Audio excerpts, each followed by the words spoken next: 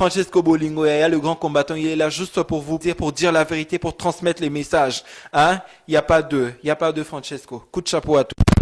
En tout cas, merci vraiment la Francis, c'est plus que Bolingo. La façon où Bundilambo Karayo, vraiment tu es un patriote. Je suis congolais. Kabila nous tue. Les Rwandais, Kabila nous tue. Les Rwandais payera un jour pour tous ces massacres effectués au Congo. Je suis congolais, Kabila nous tue.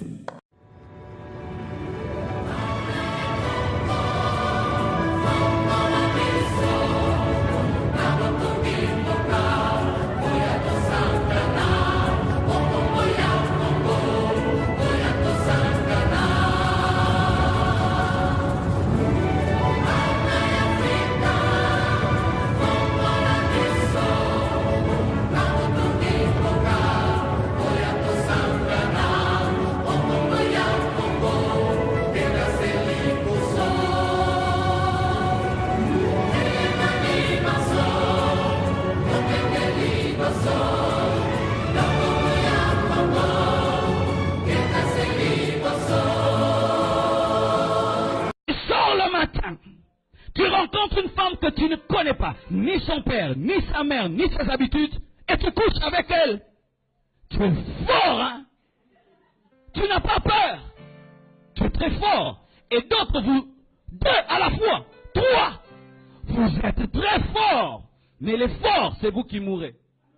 Mais l'homme qui a peur, l'homme qui tremble, il dit, mais comment une femme peut avoir un tel courage?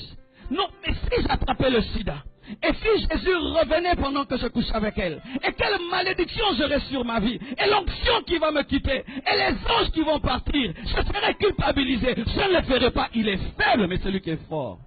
Vous tous qui êtes des forts, vous êtes des faibles, et vous qui êtes faibles, vous êtes forts. Bien-aimés frères et sœurs, pourquoi est-ce que la Bible dit fuyez l'impudicité? C'est parce que l'impudicité a des graves conséquences. Et excusez-moi, dans ce séminaire, j'appelle le chat par son nom en faisant l'effort d'être pudique au maximum. D'accord? L'impudicité a des conséquences physiques, des conséquences sociales et des conséquences spirituelles. Voici une conséquence physique grave de l'impudicité. L'impudicité t'habitue à quelque chose que tu n'auras pas toujours. Je donne un exemple. Ma soeur, tu n'es pas mariée, mais tu couches avec un homme. Qui te dit que ton mari aura la taille de cet homme? Mais oui, ce sont des problèmes que nous traitons dans les couples. Des fois, vous voyez, dans un couple, il y a des problèmes. Ce n'est pas qu'ils ne mangent pas, non. C'est un problème de taille. Mais une femme vierge s'adapte à tout homme. Mais comme maintenant, toi, tu commences à connaître des hommes avant de te marier, est-ce que tu connais quel genre d'homme Dieu te donnera? Et maintenant, cet homme, il est heureux de t'épouser, et le jour du mariage, il ne ressent rien. Pourquoi? Tu as tout mangé avant. On appelle ça lingala otigele mukokoli. Tu connais le mukokoli? C'est lorsqu'on mange la mangue et la graine qui reste.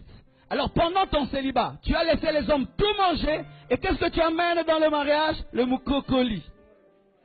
Le noyau.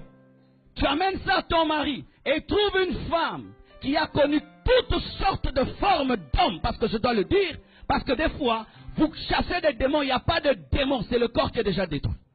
Et là, il faut que Dieu restaure ton corps. Et il faudrait que l'homme qui va t'épouser soit patient, parce que le corps de la femme, ça prend aussi le temps pour revenir à la normale. Ce sont des muscles. Je dois vous dire ça sincèrement. Et mon frère, toi qui goûtes aux femmes avant de te marier, qui te dit que ta femme aura la même capacité que toutes ces filles-là? Ce sera maintenant que tu couches avec ta femme et tu penses à d'autres femmes. Pourquoi? Ta femme ne te fait pas arriver à ce niveau-là. Et c'est une réalité. Aujourd'hui, il y a des divorces à cause des relations précoces. Un homme qui mange chez lui tous les jours et qui ne mange jamais chez la voisine ne compare rien. Mais un homme qui mange partout peut comparer le pondou, le riz de gauche et droite. Et lorsque, avant le mariage, tu couches à gauche et à droite, quand tu viens dans le mariage, cela a marqué ton cœur, que tu le veuilles ou pas. C'est un souvenir qui t'a marqué. Surtout, si dans le péché, le diable l'a bien fait. Si tu as été déçu quand tu l'as fait, celui qui viendra peut aider.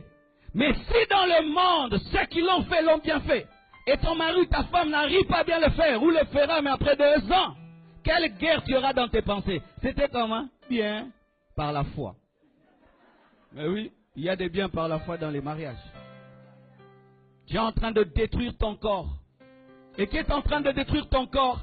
Un garçon qui ne couche pas qu'avec toi, avec Gisèle, avec tel, mais tu es en train de lui donner ta vie. Mais lui, il sort avec tout le monde. Un homme qui t'aime, te respecte. Et respecter, c'est patienter. Et tous ces hommes qui disent, si tu m'aimes, couche avec moi. Dis-lui, si tu m'aimes, attends encore. Si tu m'aimes, couche avec moi. Il faut dire, si tu m'aimes, attends encore. Mais si vous dites, je vais lui prouver que je l'aime en couchant avec lui, surtout pour une femme, c'est toi qui perds plus que lui. Parce que toi, la trace reste que tu n'es plus vierge, mais lui, il peut mentir. Dis-moi amen. Et ce qui est pire, ma soeur, un homme vient vers toi et il va dire déjà à ses amis, je vais coucher avec elle aujourd'hui. Alors toi tu es là, tu penses qu'on t'aime. Alors qu'il a dit, on parie, aujourd'hui je l'aurai. Et quand il t'a, c'est le trophée. Donne-toi du poids. Tu es le temple du Saint-Esprit. Je dis, tu es le temple du Saint-Esprit. Tu n'es pas une prostituée. Tu dois patienter. Seul l'homme qui te pousse te connaîtra. Et tu attendras seulement le jour du mariage pour connaître ta femme. Tout ce que vous faites avant détruit vos corps et vous marque et vous empêche d'être marqué.